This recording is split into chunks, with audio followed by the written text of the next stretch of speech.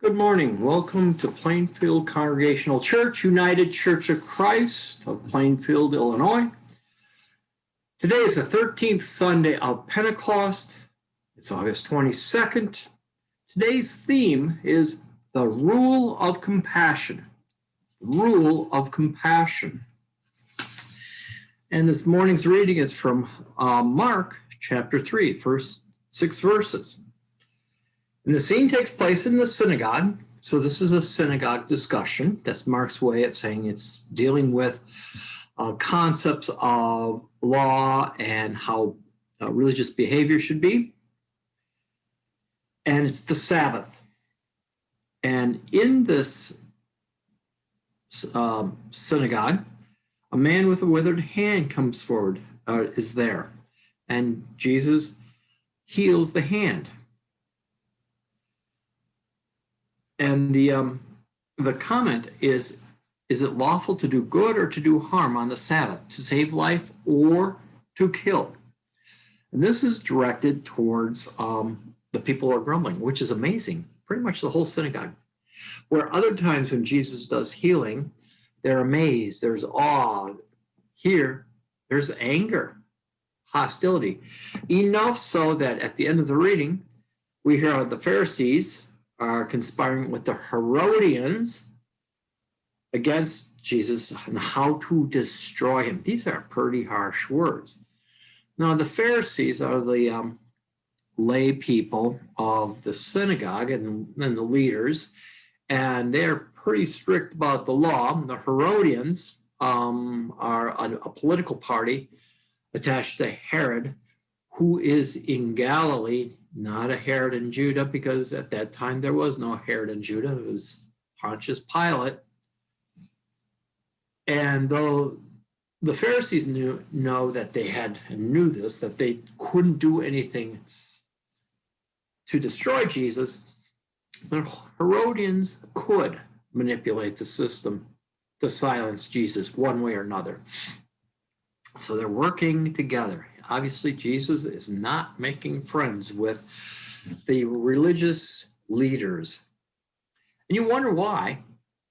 All what he did was heal the man's hand. It just happened to be on the Sabbath. It just happened to be in the synagogue. And at the time of Jesus, this brought up questions of what was the Sabbath for? Because in that age, people worked from sunrise to sundown 7 days a week. But in Jewish law and in the covenant, they had one day that they could devote re-energizing their lives and souls with God.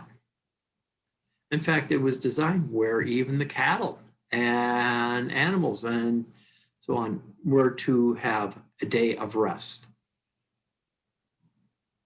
But the Pharisees were taking it a bit too far, a little too strict, a little too legalistic, that here's a man that is in the synagogue and his hand can be healed. The irony is, if he had this deformed hand, how did he get in the synagogue in the first place unless the Pharisees allowed him in or Jesus invited him in? Either way, it's not a comfortable situation for the Pharisees. Now, we're not going to be talking about Sabbath because their understanding of Sabbath and keeping the Sabbath is so far removed from where we are anymore. But I remember, and maybe many of you do, and I was a child, I was pretty young, but I still remember even when I was 5 or 6 years old, which is a lot longer ago than I would like to admit. In the town I grew up, on Sundays, there were no stores open. The only thing that was open was a gas station, not a convenience store, but a gas station on the highway. That was it. In the summer, the root beer stand would be open next to the gas station, but that was it. And if you went into the larger city, I lived outside of Madison, there weren't many stores open there either. Nothing, no grocery stores, nothing. But I also remember when things started changing and suddenly things started opening up. As stores were open and activities were happening, I remember that on Sundays, going to church in the morning, because that's what everybody did in the 1960s, having dinner with just our immediate family because we were too far away from my extended family, and not doing a whole lot more family activity, maybe going for a drive, stuff like that. There were no sports activities, dance activities, music activities. There was nothing on Sundays when I was growing up as a young child. But all of that has evolved. Today, and I'm not being a critic and saying, gee, we got to go back to the way it was. Sunday is an extremely busy day outside of the church. Stores are open, shops are open, all kinds of organized activities for youth and children and even adults. It's kind of a day in which you try to get everything in that you could get in on Monday through Friday. So our understanding of Sabbath is very different, at least in that respect. But I want to bring about the concept of Sabbath and sanctuary with us, a place in which you are to be safe and a place to recharge your battery, recharge your emotional, spiritual battery. Because as busy as we have become, it's tough to find time to restore our souls, to have that moment of Sabbath in which we reconnect with our inner selves and with God and with our support community or family. And that's the first issue. Do we set aside time? Do we have that time? Or are we feeling, or do we see time, if there's a gap, we have to be doing something? The more active we are, the happier we are. Do we measure life by how busy we are? Or do we measure life by how content and how at peace we are? That kind of rests in how you see life, I guess. My guess is there has to be that moment of becoming one with God. Now, that's not the issue that is getting Jesus in trouble. I think the Pharisees would be very comfortable with that. What was rattling the Pharisees' cage enough that they and Herodians want to plot to destroy Jesus is that the Herodians had made Sabbath into such a strict rule. You come to the synagogue, you behave, there's certain ways in which you act. And the more rules we have and the more legalistic we make religion, the better it is to define who's not inside and who's the outsider and who's inside. It becomes very exclusionary.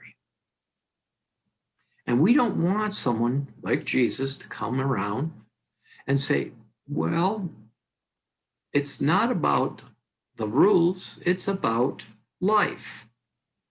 It's not about how perfect you are in church, it's about how compassionate you are. I mean, listen to this. Is it lawful to do good or to do harm? To save a life or to kill? And I mean, there's no gray area. And more, there are times religion, and I'm going to do it in a broad base, not just churches, other religions too, become so legalistic. We have written rules, we have guidelines, we have rules of behavior, we have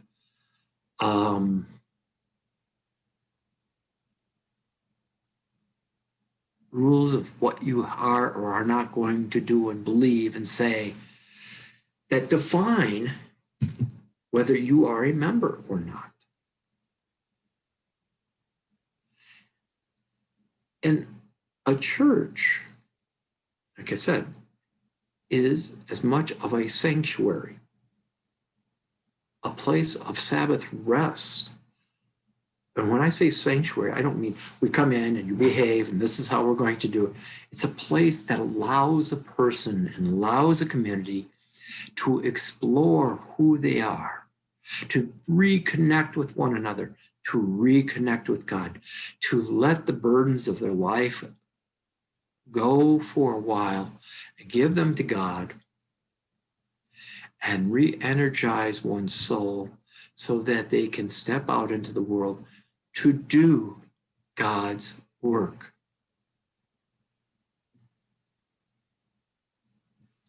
But if we're so busy making rules, you have to do it this way, you can't do it that way, we're stifling. We're creating people in the church's image and not in God's image. It's learning to let it go and let God's Spirit breathe. That's the issue for us. That's the issue today.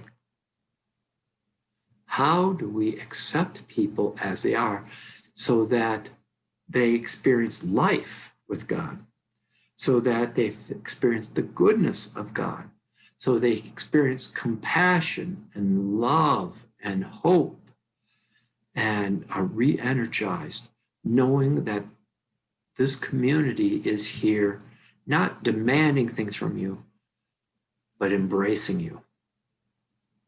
And I'm not talking just about our church, I'm talking about church in general, across the world.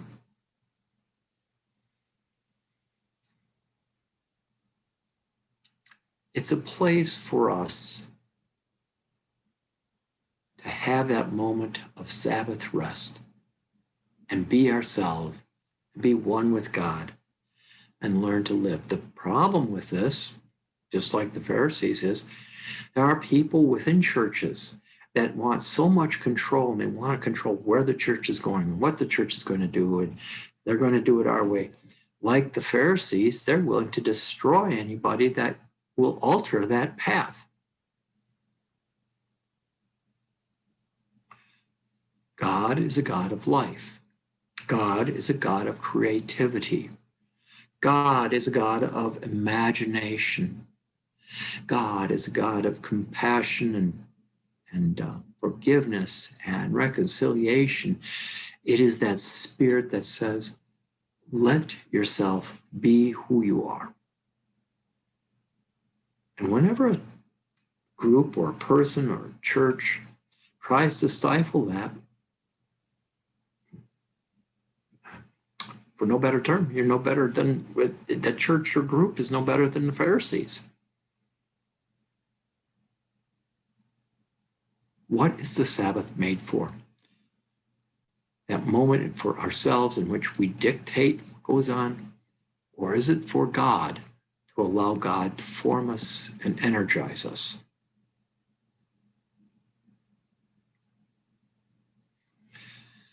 Take a deep breath. Let things go. And let the Spirit of God's Sabbath rest within you and within our community, that all who come in may know and experience the re-energizing spirit of God's presence, and that we celebrate life and we celebrate God's goodness. Amen.